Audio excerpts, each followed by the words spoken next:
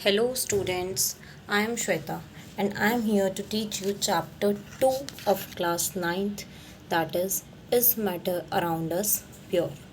इससे पहले हमने अपने फर्स्ट चैप्टर में देखा था कि व्हाट इज़ मैटर। मैटर क्या होता है आपका। तो मैटर क्या होता है, कोई भी ऐसी चीज़ जो स्पेस ऑक्यूपाई करती है और उसका मास होता है, राइट। तो ये हमारा मैटर होता है। अब हम ये देखेंगे कि क्या ये जो मैटर है हमारे आसपास ये प्योर है। प्योर का मीनिंग भी हम समझेंगे कि क्या होता है। Okay, so now coming to the topics, हम इस चैप्टर में क्या क्या देखेंगे।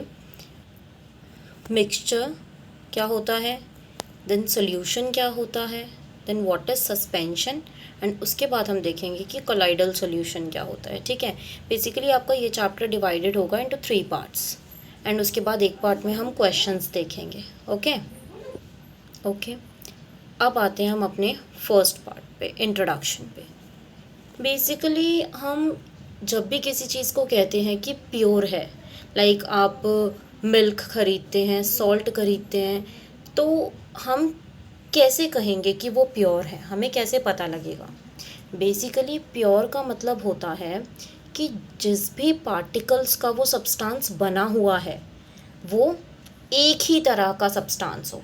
लाइक अगर मैं कहती हूँ कोई भी एक पर्टिकुलर सब्सटेंस है, अगर मैं उसमें सिर्फ आयोडीन डाल रही हूँ, ओनली आयोडीन, सिर्फ एक तरह का एलिमेंट डाला है मैंने उसमें। हम ये भी देखेंगे अभी आगे कि क्या एलिमेंट्स क्या होते हैं, कंपाउंड्स क्या होते हैं। बट अगर हम ये देखें कि अगर कोई ऐसा सब्सटेंस जिसका कि केमिकल नेचर सेम है, वही पार्टिकल्स, एक ही तरह के पार्टिकल्स बहुत सारे प्रेजेंट हैं एक सब्सटेंस के अंदर, तो वो प्योर माना जाता है क्योंकि उसमें एक ही तरह का एलिमेंट प्रेजेंट है, या हम कह सकते हैं एक ही तरह का पार्टिकल प्रेजेंट है, तो इसलिए वो प्योर है। ठीक है, तो pure substance consist of single type of particles. Okay, सिर्फ इसमें एक ही तरह का पार्टिकल प्रेजेंट होता है। अगर एक से ज़्यादा पार्टिकल होंगे, जैसे मैंने हाइड्रोजन भी मिला दिया, ऑक्सीजन भी मिला दिया, तो मैंने दो तरह के एलिमेंट्स को मिला दिया, वो चीज़ मेरी प्योर नहीं रही।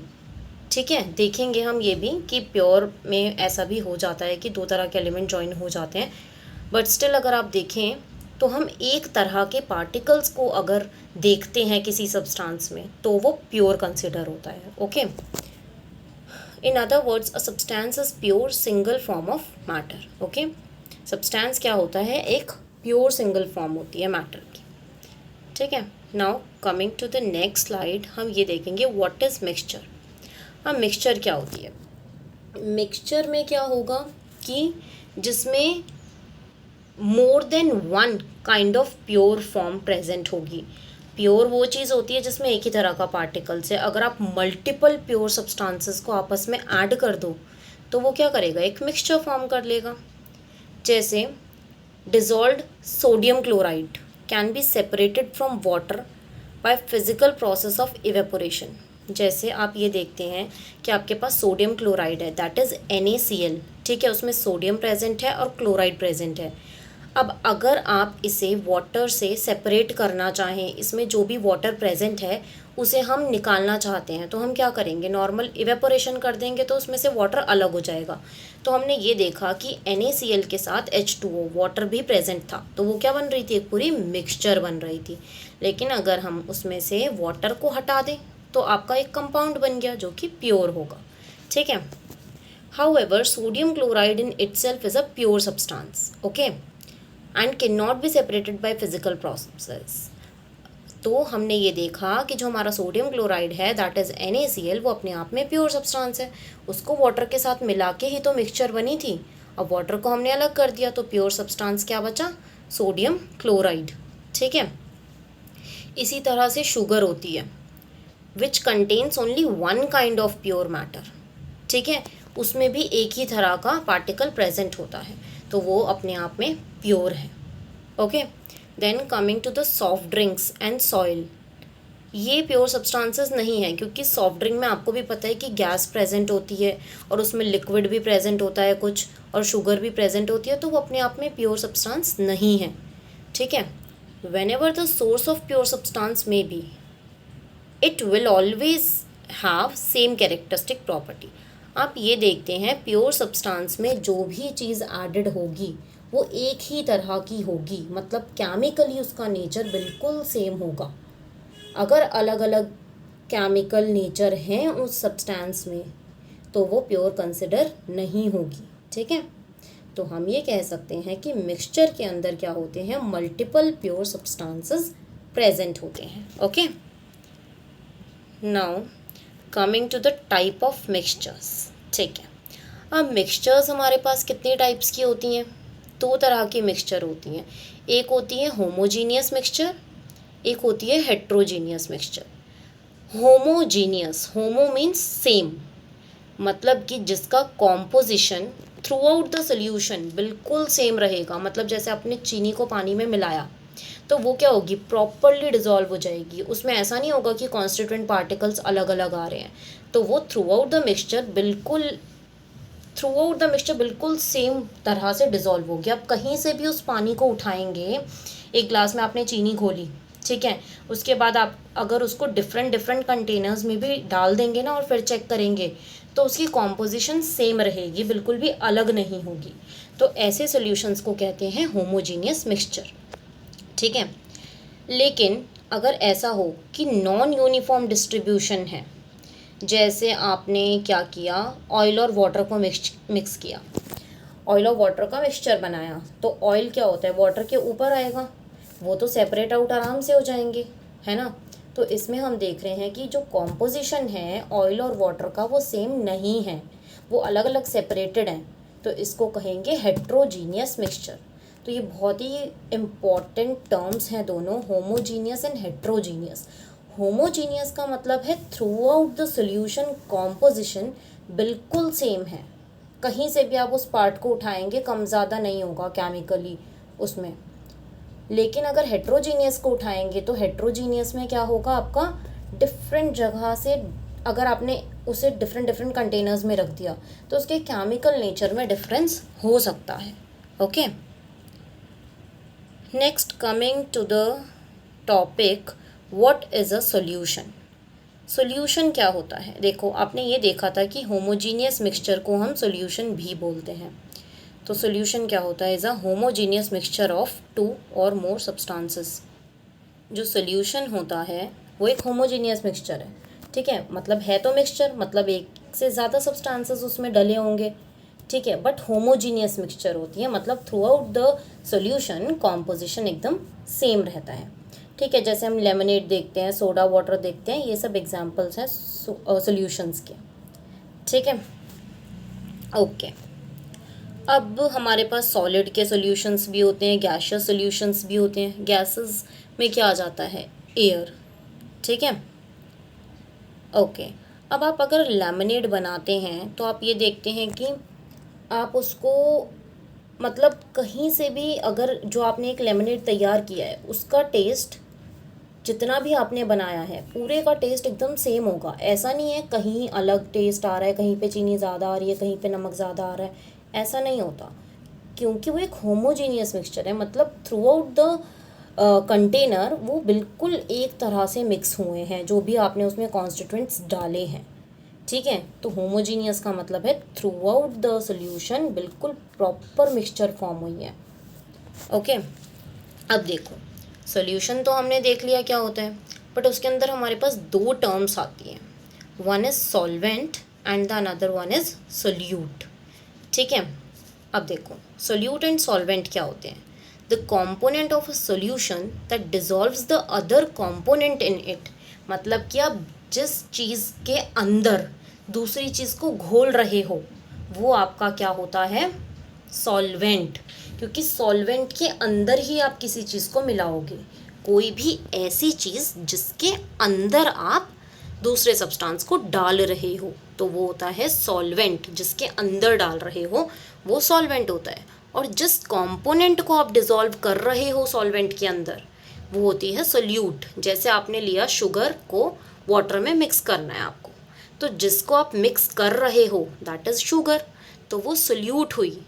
और आप जिसके अंदर मिक्स कर रहे हो दैट इज़ वाटर, वो एक सॉल्वेंट हुआ, ठीक है। तो यहाँ पे हमने तीन टर्म्स देखी हैं, what is a solution, what is solute and what is solvent. These are important terms, तो ये आपको पता होनी चाहिए. Okay. Now coming to the properties of solution. सबसे पहली प्रॉपर्टी हमने जैसा कि इसकी डेफिनेशन में ही स्टडी करी थी कि सॉल्यूशन जो होती है एक होमोजीनियस मिक्सचर होती है.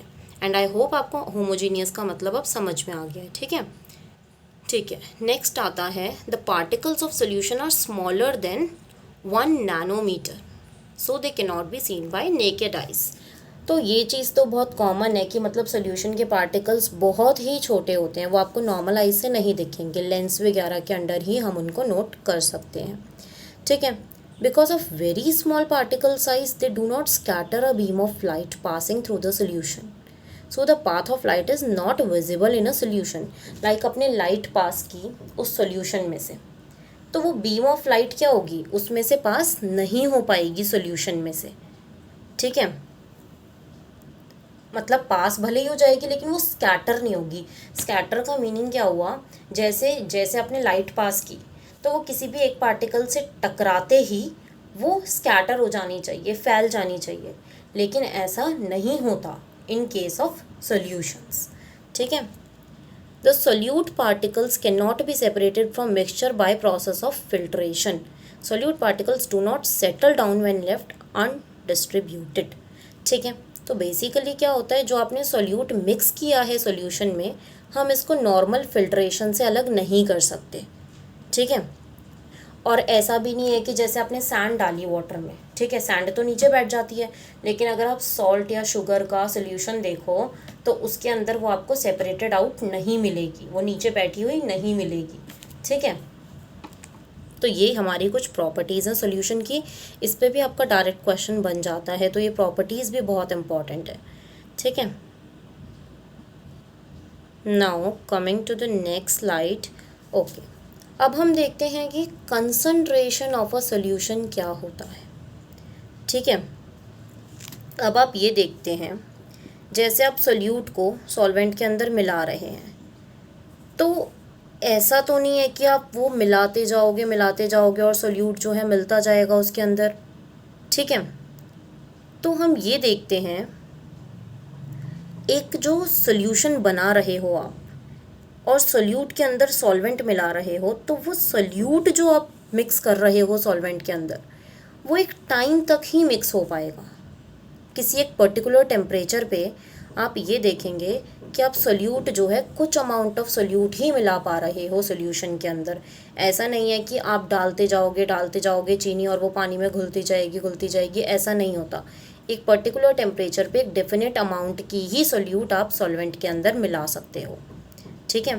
तो at any particular temperature a solution that has dissolved as much solute as it is capable of dissolving is called saturated solution. Saturated solution मतलब जब तक एक पर्टिकुलर टेम्परेचर पे किसी सोल्यूट को आप सॉल्वेंट के अंदर मिला रहे हो, जितना भी मैक्सिमम वो अपने अंदर डिसॉल्व कर सकता है उतना ही वो करेगा.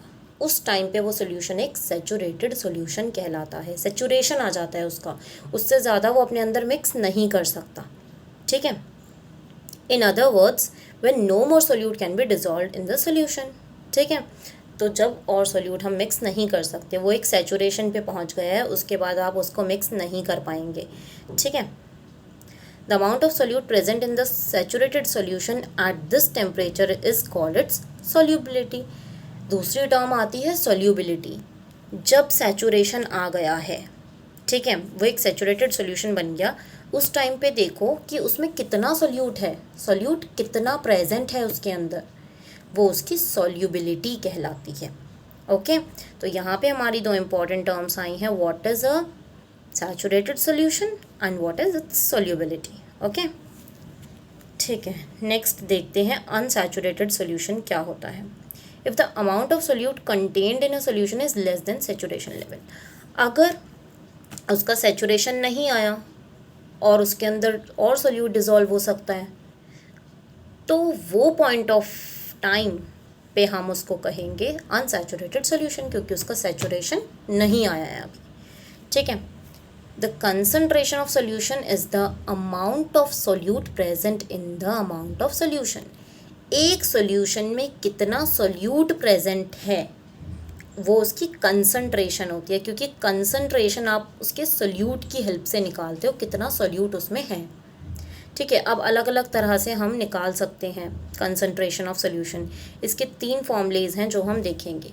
देखो, मास बाय मास परसेंटेज जो है वो हमारा होता है mass of solute upon mass of solution into 100। This is the formula concentration निकालने के लिए। ठीक है, नेक्स्ट हम देखते हैं मास बाय वॉल्यूम के लिए, mass of a solute upon volume of solution into 100। ठीक है, थर्ड हमारा है वॉल्यूम बाय वॉल्यूम निकालने के लिए, volume of solute upon volume of solution into 100। तो ये हमारे 3 फॉर्मूलेज हैं कंसंट्रेशन को निकालने के लिए। ठीक है, अब हम एक एग्जाम्पल देखते हैं। ये आपको क्वेश्चन दिया हुआ है, आप पॉज करके एक बार इसका सोल्यूशन ट्राई करिए।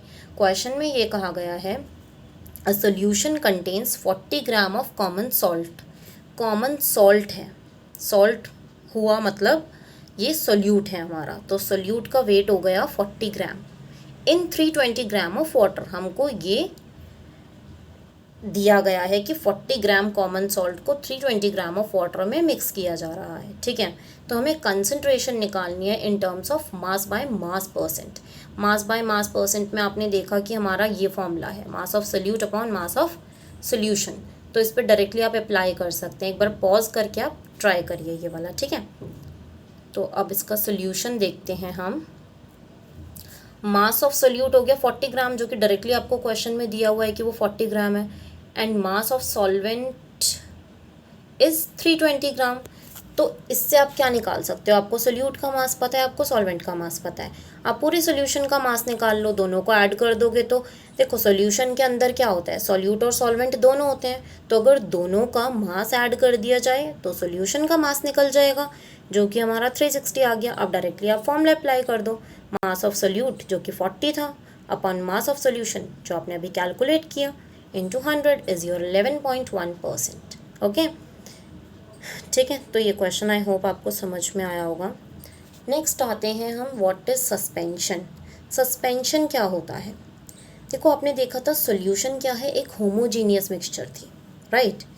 यहाँ पे आप देख रहे हो कि सस्पेंशन जो है एक हेट्रोजीनियस मिक्सचर है, जिसमें जो सोल्यूट के पार्टिकल्स हैं वो अच्छे से डिसॉल्व नहीं हो पाते, कहीं ना कहीं वो सस्पेंडेड रहते हैं, मतलब कहीं बल्क में प्रेजेंट है, कहीं कम प्रेजेंट है, इस तरह से।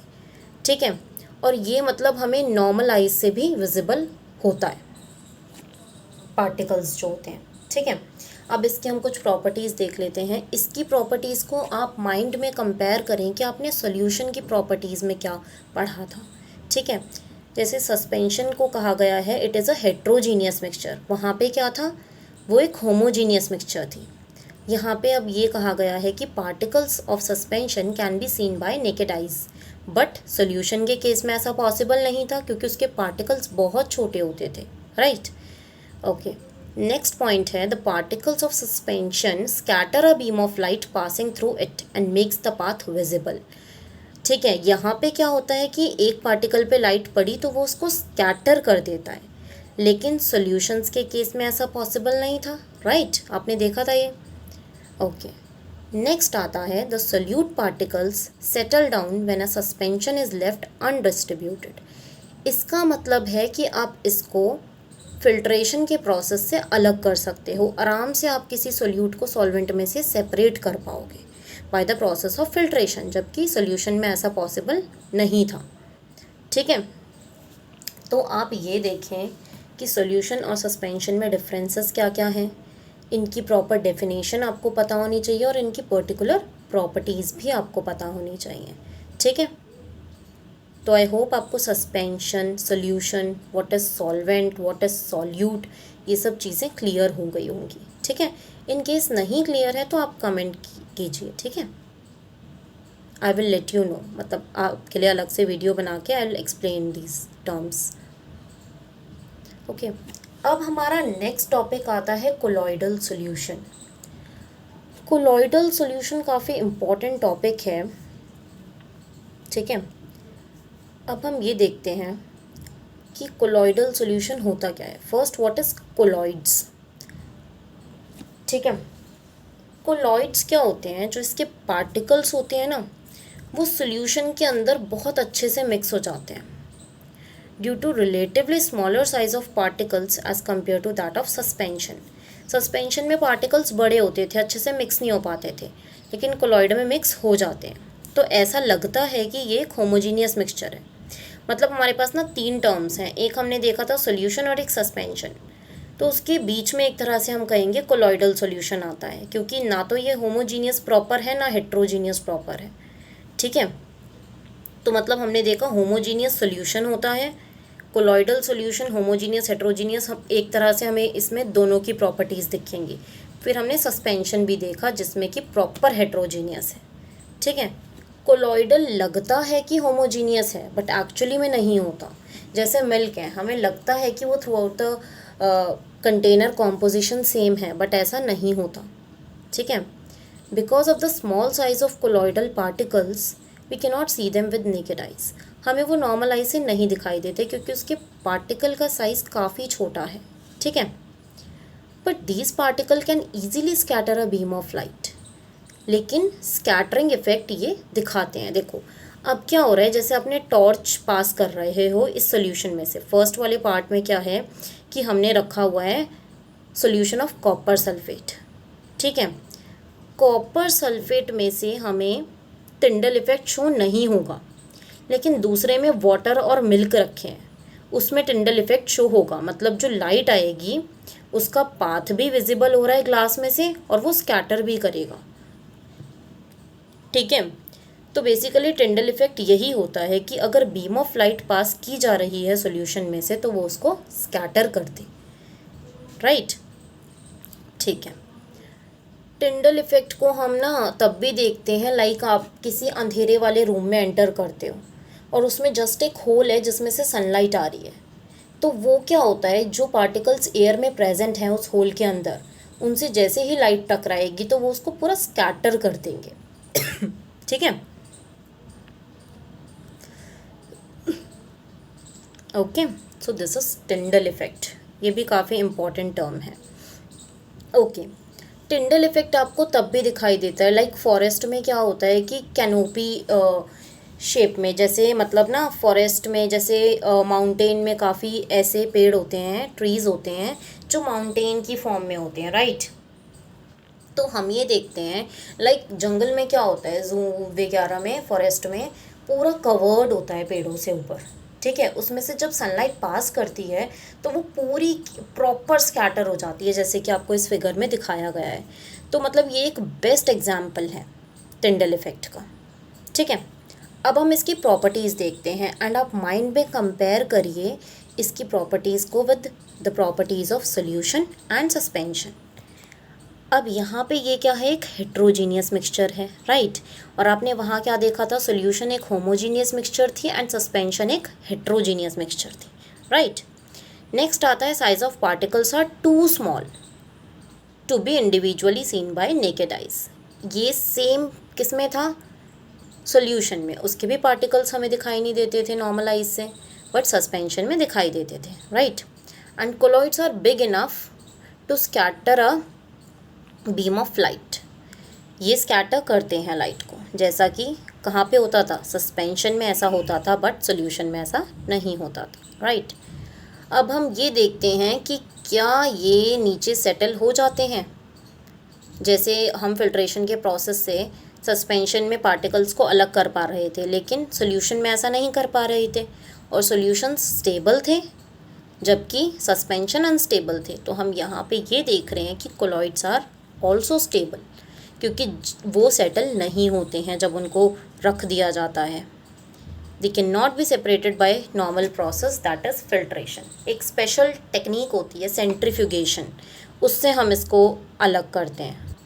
Right, so this is about colloidal solution. अब एक दो प्रॉपर्टीज़ और हैं इसमें कि जो कंपोनेंट्स होती हैं कोलॉइडल सोल्यूशन की are in dispersed phase and the dispersion medium. Okay, the solute-like component or dispersed particles form dispersed phase, and the component in which the dispersed phase is suspended is known as dispersing medium. तो हमारे पास यहाँ पे दो terms आती हैं, या कह सकते हैं कि कंपोनेंट्स हैं ये कोलॉइडल सॉल्यूशन की। एक होता है डिस्पर्स्ड फेज, एक होता है डिस्पर्स्ड मीडियम। ठीक है, तो बेसिकली क्या होता है, जो सोल्यूट जैसा होता है कंपोनेंट, ठीक है, जो सोल्यूट जैसा होता, जो कि डिस्पर्स्ड पार्टिकल्स होते हैं एक तरह से, उनको कहते हैं डिस्पर्स्ड फेस। और जिसमें डिस्पर्स्ड फेस प्रेजेंट होता है वो होती है dispersing medium. Just like solute and solvent ही है ये। ठीक है, अब कोलॉइड्स जो होते हैं क्लासिफाई किए जाते हैं स्टेट के अकॉर्डिंग, सॉलिड, लिक्विड और गैस। ठीक है, कुछ भी हो सकता है, डिस्पोजिंग मीडियम पे डिपेंड करता है वो। Okay, now this is all about today's class. आपको ये चीज़ें क्लियर होनी चाहिए कि सोल्यूशन क्या होता है, सस्पेंशन क्या होता है, कोलॉइडल सोल्यूशन क्या होता है, बिकॉज़ ये कुछ ऐसी टर्म्स हैं जो आगे आप जो प्रोसेसेस पढ़ेंगे नेक्स्ट पार्ट में उसमें यूज़ होंगी। तो ये चीज़ें आपको काफ़ी क्लियरिटी के साथ क्लियर होनी चाहिए। ठीक है, तो just revise them. Okay, and for any doubts just comment, and please like and subscribe my channel. Thank you.